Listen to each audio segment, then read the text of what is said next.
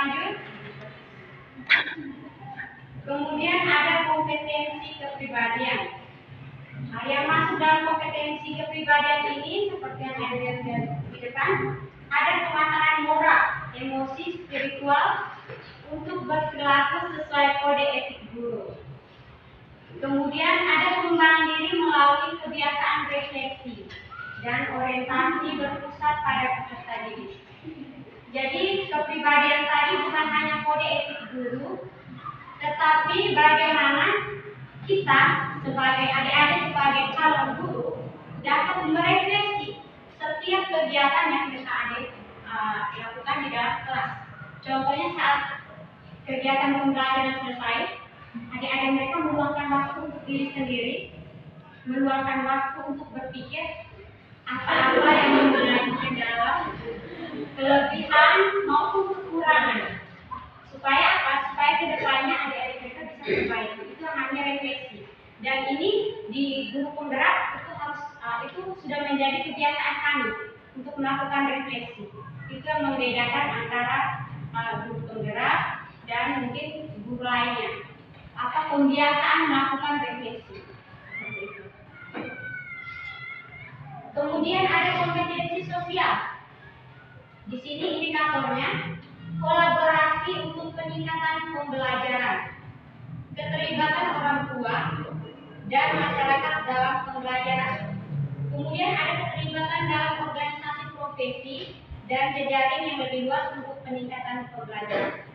Ya, jadi kompetensi sosial ini masih tentang peningkatan pembelajaran, tetapi dengan kolaborasi dengan lingkungan luas. Jadi untuk kita ditahu, untuk yang kami sudah pelajari di kurikulum Merdeka, di dalam sekolah bisa dijadikan narasumber bukan hanya sebatas buku bacaan. Narasumber itu bisa diambil juga dari luar atau lingkungan luar, seperti orang tua. Dalam hal ini orang tua yang memang ahli di bidang itu atau tema itu. Ya, kita kan belajar tentang tema. Contohnya tema tentang kendaraan. Orang tuanya ini mungkin pilot, ya, tapi kita tidak ada pilot di sini. Orang tuanya pilot, kita bisa meminta orang tua itu untuk menjadi narasumber di dalam kelas, atau tidak perlu pilot. Kita yang dekat orang tuanya sopir, kita bisa panggil atau meminta izin orang tua itu, Bapak, Om, bisakah kami nanti ada kegiatan topiknya ini tentang kendaraan, ini transisi atau puncak tema. Kami meminta kesediaan Om untuk menjadi narasumber di kegiatan kami hari ini. Seperti itu. Jadi kita bisa mengundang pihak luar untuk dijadikan narasumber. Ini yang dinamakan dengan kompetensi sosial.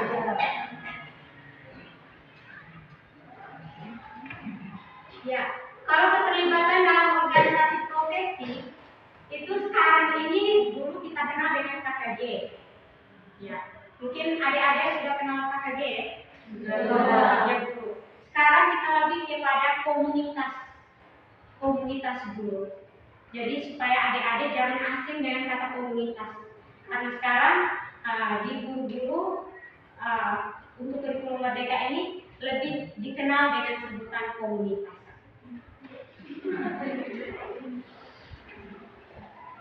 Ya, Bowie.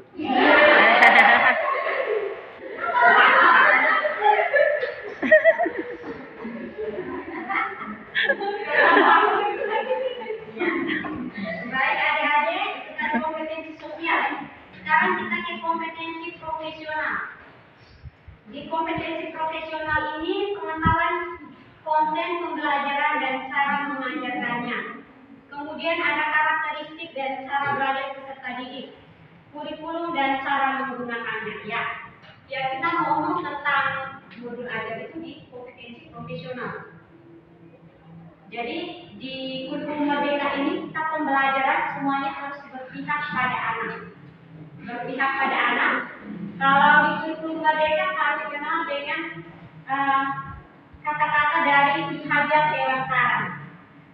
Semuanya, semua guru harus menghamba pada murid. Menghamba bukan berarti kita ikut saja semua yang anak mau. Anak suruh masuk jurang kita ikut. Bukan bukan. Tetapi lebih kepada bagaimana kita membimbing anak. Kita membimbing anak, tetapi sesuai kodrat alam dan kodrat zaman. Dalam hal ini, anak itu dia sudah memiliki kodrat atau sudah memiliki karakter. Macam adik-adik ini pasti memiliki karakternya masing-masing. Saya tidak bisa memaksakan adik-adik untuk menjadi karakternya saya. Tidak bisa seperti itu. Ya. Sama seperti anak. Saat kita berhadapan dengan anak-anak, anak-anak itu memiliki karakter. Jadi kalau turun lapangan, jangan pensi ya. Soalnya anak-anak TK itu kan berbagai macam karakter. Tapi saya yakin adik-adik mahasiswa ini sudah senyumnya cantik-cantik dan pasti sabar. Karena itu yang kita yang modal dari guru TK itu yang pertama itu kesabaran. Kalau kita sudah memiliki kesabaran, karakteristik seperti apapun pasti kita bisa menangani seperti itu. Tapi di dalam pembelajaran kelas, karakter ini membantu kita dalam menyusun pembelajaran. Itu tadi makanya Ki Hajar mengatakan kita harus berhamba pada anak sesuai dengan kodrat alam dan kodrat zaman. Kodrat alam tadi karakter. Kodrat zaman adalah bagaimana perkembangan zaman. Jangan sampai di dalam kelas kita masih menggunakan pola pembelajaran yang lama. Dalam hal ini mungkin kita masih menggunakan pembelajaran yang berpusat pada guru saja. Lihat ke sini Ibu Guru, tidak boleh kemana-mana, tidak boleh jalan-jalan, duduk yang manis dan sopan. Nah itu pembelajaran pola lama. Kita harus mengikuti perubahan zaman dengan zamannya mereka. Dalam hal ini contohnya kita bisa membuat video-video pembelajaran di dalam kelas atau menggunakan e-fokus atau mungkin menggunakan berbagai macam buku bacaan bergambar. Kemudian alat peraga edukatif. Kalau alat peraga ini pasti adik-adik pernah buat ya? Iya itu pasti. Apalagi adik-adik ini masih segar istilahnya. Dalam membuat alat peraga edukatif ini, kalau turun ke sekolah pasti guru-guru langsung wow begitu. Karena melihat alat peraga edukatifnya. Jadi kalau bisa adik-adik menambahkan dengan zamannya anak-anak saat ini, seperti video pembelajaran, kemudian ada game-game interaktif. Adakah yang sudah pernah mencoba membuat game permainan? Sudah. Oke, kalau boleh tahu game apa itu? Oke, botol itu sangat gampang ya. Itu menggunakan yang apa? Kan dia kan ada banyak, ada roda kaca, kemudian ada layar sentuh. Oh, teka-teki. Iya, dia ada banyak sekali. Oke, berarti semuanya sudah memahami tentang game terbaru ini ya.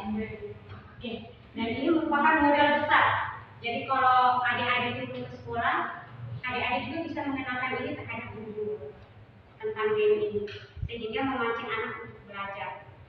Gamenya mungkin bisa salah satu kasih contoh tentang teka-teki itu seperti apa modelnya. Ini kan berhubungan dengan anak nih. Di teka-teki itu tulisnya apa? Begitu. Ada yang gambar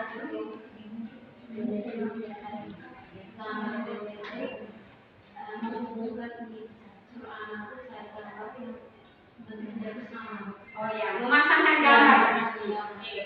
Berarti itu di memasangkan gambar. Kalau yang teka-teki mencocokkan gambar ya. Itu luar biasa, mencocokkan gambar. Kalau yang teka-teki itu soalnya biasanya anak-anak tahu itu untuk huruf, untuk kayak kata-kata itu memang belum bisa. Mungkin ada yang bisa berbagi.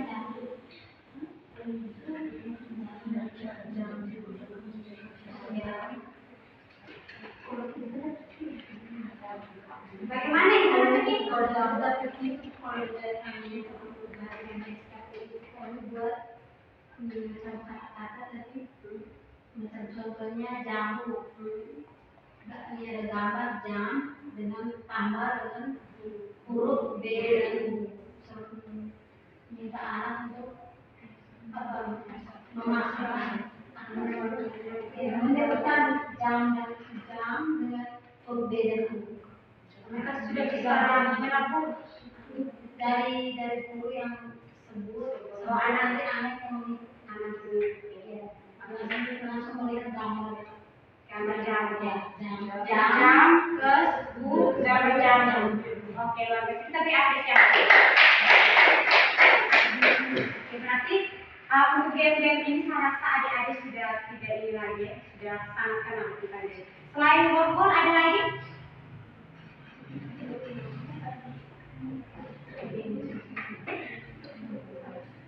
Quizzes ada yang sudah coba? Belum. Ada banyak. Ada word, quizzes. Kalau Canva sudah? Sudah. Kalau Canva itu hanya membantu kita dalam membuat selain membuat presentasi, kita juga bisa membuat kegiatan pembelajaran. Kita mengambil gambar-gambar yang mau kita ajarkan hari ini sesuai topik, itu juga bisa. Oke, berarti sudah tidak ini lagi dengan game.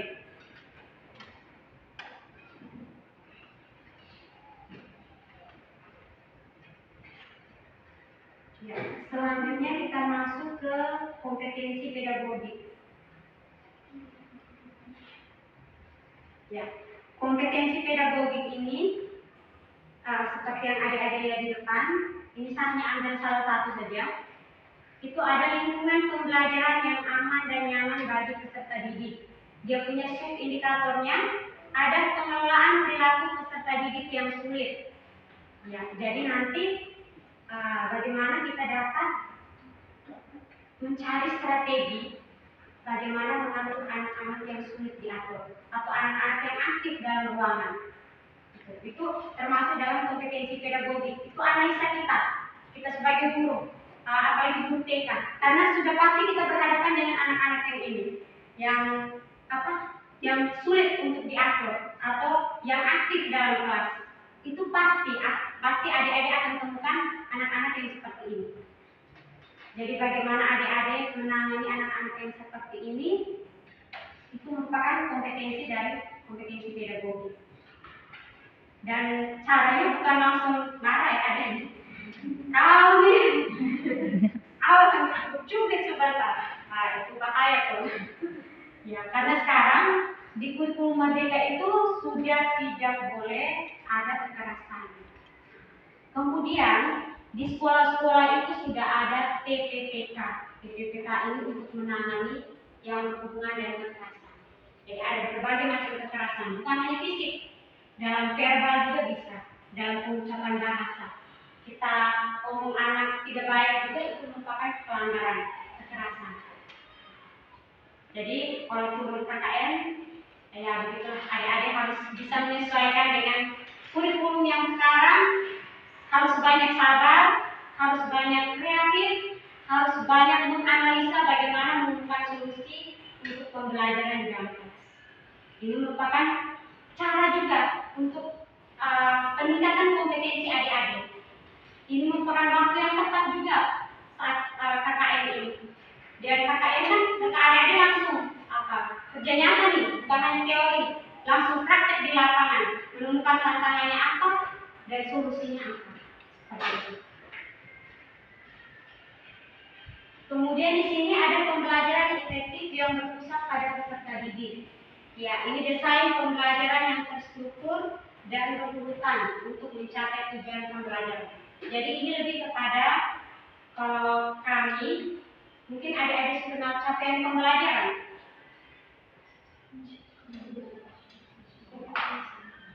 Ya, kalau capaian pembelajaran itu dia merupakan satu capaian yang harus dicapai anak dalam satu semester.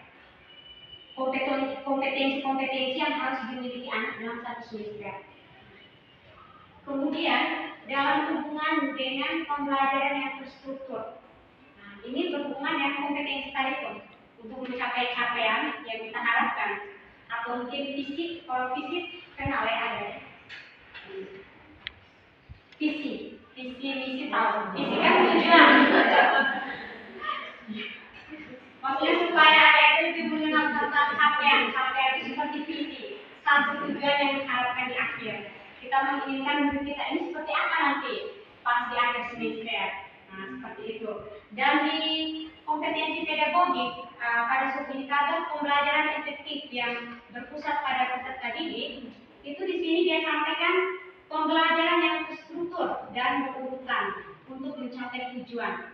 Jadi di capaian pembelajaran itu ada dia punya elemen, ATP itu nanti sebentar berperan. ATP, TP, terus untuk mencapai ini kita tidak bisa langsung ya. Contohnya seperti ini, kegiatan di dalam kelas. Anak-anaknya kita yang masih TK umur 4 sampai 5 tahun baru masuk. Mereka belum bisa memegang pensil. Datang kita karena kita tidak memahami karakteristik anak, kita tidak mengenal kompetensi apa yang belum dimiliki atau yang sudah dimiliki anak. Kita datang langsung, kita sampaikan. Ya anak-anak, hari ini kita tulis ini. Nah itu. Dengan seperti itu, anak-anak pasti akan merasa bingung. Mau pegang pensil saja tidak bisa, apalagi mau menulis di depan. Terus saat anak-anak tidak bisa, kita kamu. Kau punya bapak malu mulai, kalau bapak mama tidak ada di rumah. Kalau ini seperti itu, tidak boleh adik-adik, karena itu menjadi kita punya kode etik tadi. Apalagi pembelajaran sebelum mereka, kita harus bisa mengenal. Oh anak ini dia belum bisa menulis. Oh anak ini belum bisa memegang pensil. Ada dia punya tahap-tahap. Apalagi untuk kelas A, dia belum bisa memegang pensil, kita kasih dulu dia plastisin. Plastisin pasti adik-adik kenal kan? Plastisin, kemudian kertas, kita robek-robek. Kan ada tahapan sampai bagaimana anak bisa memegang pensil. Kalau ada anak yang sudah bisa memegang pensil, kita kasih lagi pembelajaran yang sesuai dengan dia punya kemampuan. Jadi itulah yang dinamakan setiap anak itu berbeda. Karakteristik anak itu berbeda. Sehingga kita guru, kita harus pandai-pandainya membuat kegiatan pembelajaran yang sekreatif mungkin sesuai dengan kebutuhan belajar anak. Ini merupakan salah satu kompetensi guru di kompetensi pedagogik pada indikator pembelajaran efektif yang berpusat pada peserta didik. Kemudian ada asesmen umpan balik dan pelaporan yang berpusat pada peserta didik. Ya. Jadi kalau di TK bukan hanya kita buat modul aja ya. Salah adik-adik kenal, kita juga membuat asesmen atau penilaian. Jadi asesmen itu tuh ada asesmen diagnostik. Diagnostik itu asesmen awal. Bagaimana kita mengetahui kemampuan anak, kemampuan belajar anak, kesiapan belajar anak. Anak ini sudah siap belajar atau belum? Anak ini dia punya emosionalnya itu tuh sudah bisa beradaptasi atau belum? Nah, kan ada yang masih ingin bermain sendiri, ada yang sudah bisa berkelompok. Itu kita lakukan asesmen. Asesmen ini yang namanya asesmen diagnostik atau asesmen awal. Kemudian saat pembelajaran di dalam kelas, saat pembelajaran berlangsung itu juga ada asesmennya. Itu namanya asesmen formatif. Di asesmen formatif ini ada punya asesmen bagian lagi. Asesmen formatif ada bagian-bagian lagi. Ada checklist, catatan anekdot, hasil karya, foto berseri, ada banyak sekali. Dan yang terakhir itu namanya asesmen sumatif. Asesmen sumatif ini yang menjadi akhir dari hasil pencapaian belajar anak. Ini yang biasanya kita simpan di rapor. Mungkin ini hanya pengenalan supaya kalau di sekolah-sekolah umum tentang asesmen, anak-anak tidak diikuti. Oke. Selanjutnya kita masuk di poin kunci. Dari kompetensi pedagogik di pengelolaan kelas, guru menerapkan kesepakatan bersama di kelas dan memberikan kesempatan kepada peserta didik untuk menyampaikan pendapat. Pengelolaan perilaku peserta didik yang sulit lebih menekankan kepada kemampuan pengelolaan guru dibandingkan fokus hanya kepada peserta didik itu sendiri. Ya, kalau pengelolaan kelas sekarang kami itu sudah menggunakan kesepakatan kelas. Kesepakatan kelas bukan peraturan. Kalau peraturan kelas berarti guru yang meminta anak untuk fokus kepada guru. guru. Tetapi kalau kesepakatan kelas, itu guru menanyakan kepada anak. Contoh ya, sebelum kita mulai pembelajaran, ini ada yang ditanyakan. Ya, sebelum kita mulai pembelajaran, itu guru mau ajak anak-anak buat kesepakatan kelas. Ya, kira-kira siapa yang mau usul? Contoh ada yang angkat tangan. Ibu, saya ibu. Duduk yang manis dan sopan. Oke, nah, itu kesepakatan kelas. Dan sampai mereka menggunakan ibu saya ibu. Jangan lari-lari di dalam kelas. Itu tidak boleh. Itu kalimat negatif. Jadi tugasnya adik-adik mengubah kalimat negatif itu menjadi kalimat positif. Contoh jangan lari-lari di dalam kelas. Adik-adik bisa mengatakan, oh duduk yang manis dan sopan. Itu pembiasaan. Jadi ketika anak-anak melanggar kesepakatan kelas, contoh ada yang lari-lari di dalam kelas, adik-adik bisa ingatkan lagi. Ya, tadi kan sudah buat kesepakatan kelas dengan ibu. Nah, kira-kira kesepakatan tadi ngomong apa? Oh, duduk yang manis dan sopan ibu. Iya, kalau duduk manis dan sopan seperti apa? Iya, pintar. Kita beri apresiasi seperti itu. Jadi tidak pakai kekerasan. Karena berguna merdeka, dan sampai anak-anak pun tangan sudah belau semua. Oke. Berikutnya, menyusun pembelajaran yang bermakna dan menyenangkan. Guru menyusun pembelajaran yang bermakna dan menyenangkan bagi peserta didik. Nah, dari untuk ini, seperti yang saya jelaskan tadi, pembelajaran yang menyenangkan mungkin dengan video-video pembelajaran, kemudian ice breaking. Kita harus rajin-rajin mencari ice breaking untuk anak PAUD, karena belajar di dalam kelas itu pasti lebih banyak bermain, tetapi bermainnya itu bermain sambil belajar. Kemudian asesmen sesuai kebutuhan. Guru menyusun asesmen yang sesuai dengan pembelajaran. Ya, ini seperti yang saya sampaikan tadi.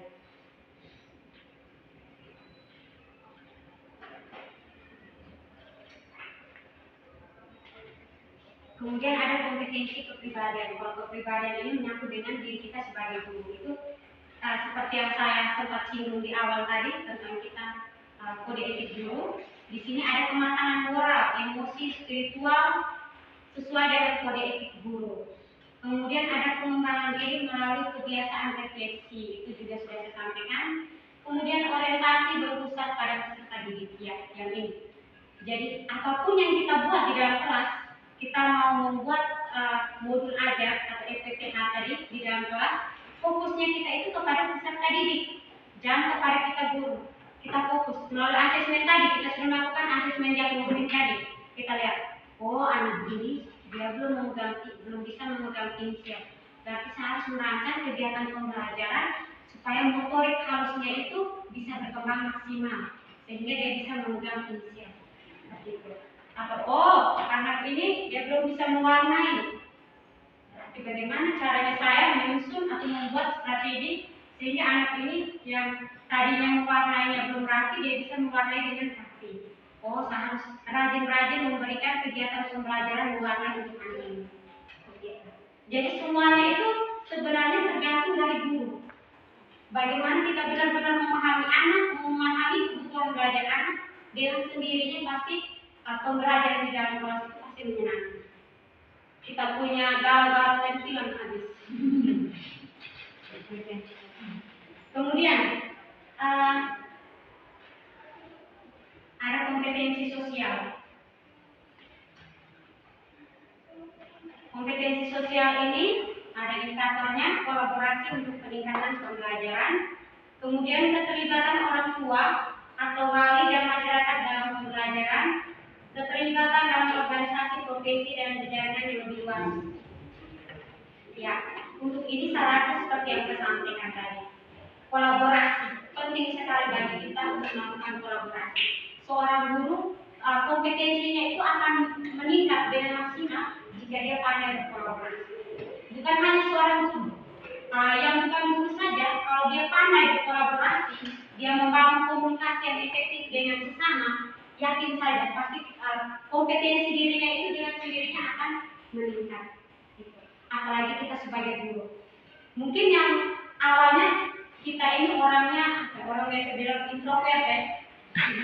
Introvert kita orangnya maunya di rumah saja, mau berbaur dengan orang itu harus susah atau bagaimana. Tapi karena kita punya jurusan itu adalah jurusan guru. Jurusan guru itu mau tidak mau kita harus berbicara dengan bukan hanya anak didik. Ini mungkin saat sekarang adik-adik masih berhadapan dengan anak TK. Tapi ke depan setelah adik-adik menjadi seorang guru, bukan hanya anak TK yang adik-adik hadapi. Adik-adik akan menghadapi dengan rekan guru, kepala sekolah, komunitas, bahkan masyarakat. Dalam hal ini, contoh adik-adik ditempatkan di sekolah. Sekolah itu sekolah baru. Nah, dan adik-adik dipercaya sebagai kepala sekolah atau pimpinan. Contohnya seperti itu. Adik-adik barusan selesai ikut tes CPNS, lulus. Amin ya. Amin. Ya, siapa tahu amin. Begitu amin. Siapa tahu adik-adik menjadi kepala sekolah, ditempatkan di sekolah baru. Adik-adik mereka berhadapan dengan orang tua pastinya.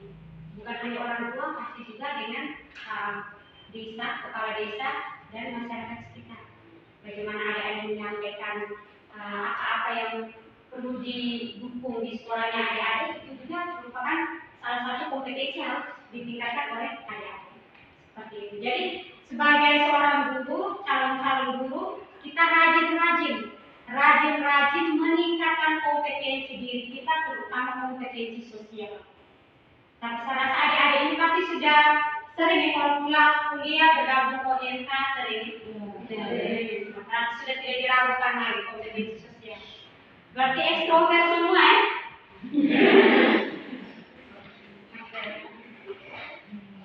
Kita lanjut. Di sosial. Oke, profesional. Ya. Orang profesional itu dia punya indikator tentang proses pembelajaran dan cara mengajarkannya. Ya, ini seperti tadi game-game, saya rasa adik-adik sudah memahami. Tapi bukan soal game saja, dan sampai adik-adik ada mereka main game, game-game pembelajaran yang sesuai dengan kebutuhan belajar anak. Makanya anak TK bisa ada laporan. Orang tua lapor, kenapa? Bisa ajar game Free Fire. Jadi game-game yang sesuai dengan kebutuhan belajar anak. Dan tadi kita buat roda acak. Di dalam roda acak itu mungkin nama-nama buah berhenti. Contohnya topiknya buah-buahan. Buahnya berhenti, kita tanya, ya buah apa ini? Gitu. Atau game layar sentuh. Game layar sentuh kita hari ini pakai fokus. Nah, kita tampilkan berapa kotak, ada gambar-gambar. Temanya apa begitu? Kita klik. RTK klik. Kita klik di laptop, jadi tiba-tiba layarnya terbuka. Mereka berpikir mereka buka layar. Layar terbuka, oh ini apa namanya? Oh itu buah stroberi. Ya, salah satu memancing motivasi belajar kehidupan. Oke, seperti yang tadi. Kemudian karakteristik dan cara belajar peserta didik.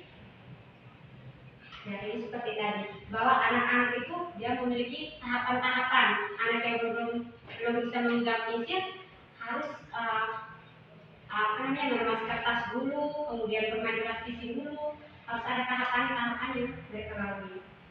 Kemudian kurikulum dan cara penggunaannya. Ya, kalau ini mungkin yang adik-adik mungkin belum terlalu paham ya. Atau sudah tentang kurikulum. Tapi sudah mengenal saya. Itu tentang kurikulum merdeka itu sebentar. Ya, sekarang kita lanjut ke sini. Menjadi guru PAUD, peran, tantangan dan peluang. Ya. Ya. Sekarang peran atau tugas sehari-hari guru PAUD. Dari 15 menit, cepat-cepat saja. Oke. Tugas sehari-hari seorang guru PAUD itu membimbing anak lewat kegiatan bermain sambil belajar. Kemudian merancang perangkat pembelajaran, melakukan evaluasi dan asesmen, dan berkolaborasi dalam komunitas. Oke, lanjut saja nanti baru dijelaskan satu kali. Ya, teknik mengajar yang efektif. Yang pertama, ada metode pembelajaran yang interaktif dan menyenangkan. Kemudian ada pembelajaran yang kontekstual. Kontekstual dalam hal ini nyata. Anak PAUD harus nyata, tidak boleh abstrak, atau yang tidak terlihat. Kemudian menggunakan teknologi dan alat bantu pendidikan. Kemudian melibatkan anak dalam perencanaan kegiatan. Oke. Kemudian tantangan dan hambatan. Hambatannya keterbatasan fasilitas dan peralatan. Ya, ini tentunya pasti di sekolah-sekolah ada yang tidak memiliki fasilitas. Setiap sekolah pasti memiliki fasilitas yang berbeda. Mungkin ada yang tidak memiliki fokus. Itu juga merupakan tantangan.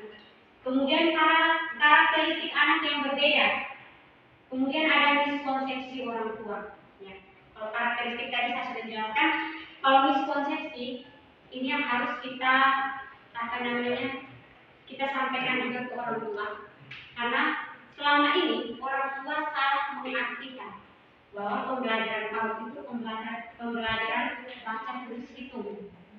Sehingga ada orang tua yang merasa, kenapa saya punya anak ini sudah 2 tahun di TK tidak baca. Ada orang tua yang berpikir begitu. Padahal pembelajaran di PAUD adalah pembelajaran yang untuk mengembangkan 6 aspek. 6 aspek. Dalam hal ini aspek nilai agama dan moral, sosial emosional, kognitif, bahasa, seni,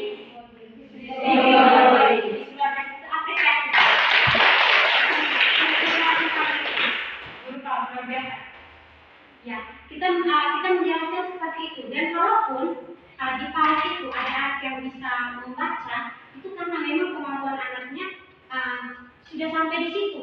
Kita mendukung. Jadi kita menyampaikan ke orang tua bahwa di PAUD itu pembelajaran kami tentang 6 bidang ini. Kemudian kalau bahasa kami itu mengenalkan huruf, bukan membuat anak bisa membaca. Kenapa sampai orang tua salah pemahaman? Karena mereka tidak tahu. Dan tugasnya kita adalah memberitahu, sehingga jangan sampai ada salah pemahaman lagi di kemudian hari.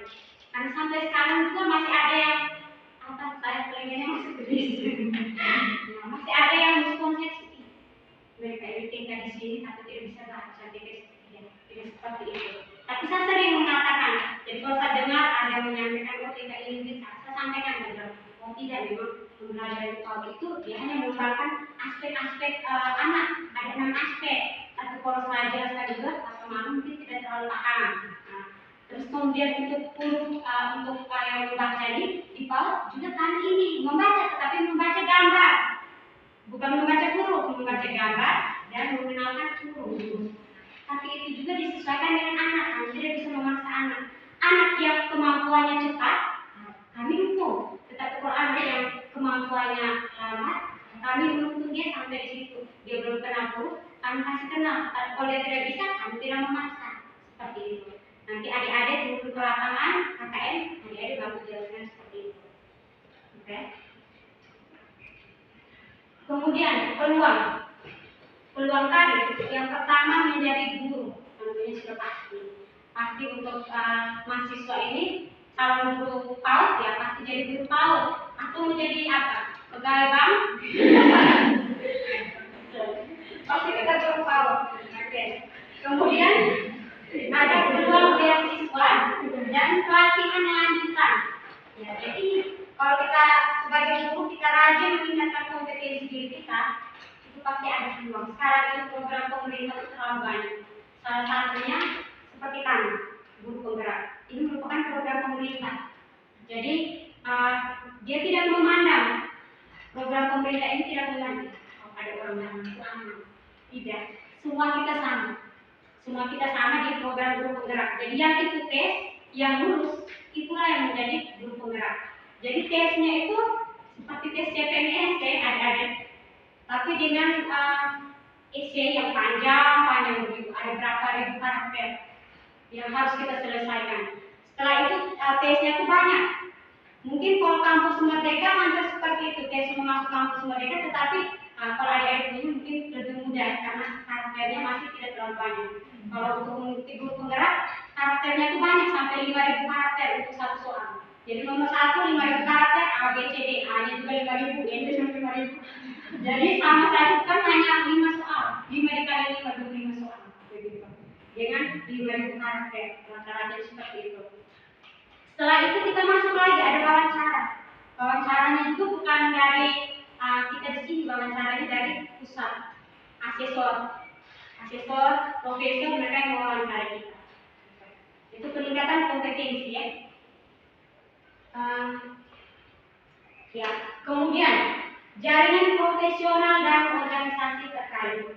Ya, kalau profesional ini sudah pasti ketika kita menjadi seorang guru yang sudah memiliki kompetensi, sudah pasti kita menjadi guru yang profesional.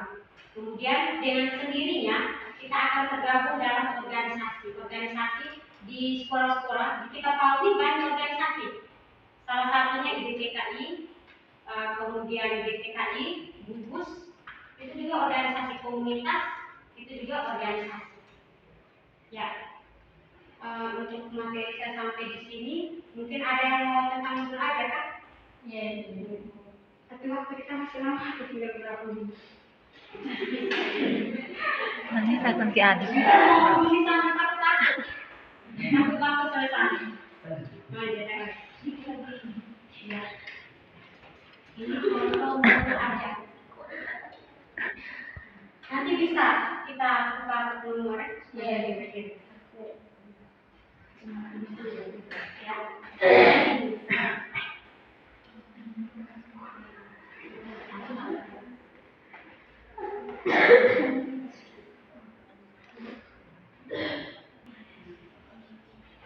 Kemudian ada tujuan pembelajaran.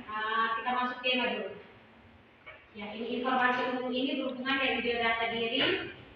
Kemudian model pembelajarannya sudah pasti tatap muka. Tema ini kita bisa ambil sesuai dengan kita punya kebutuhan.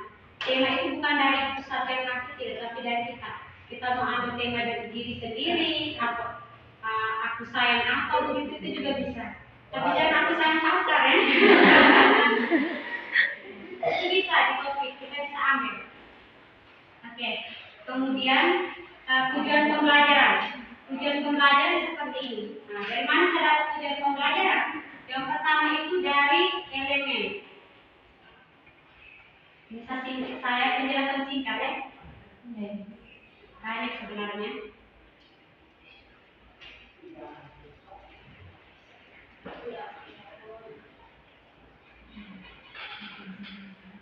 Ya, dari sini.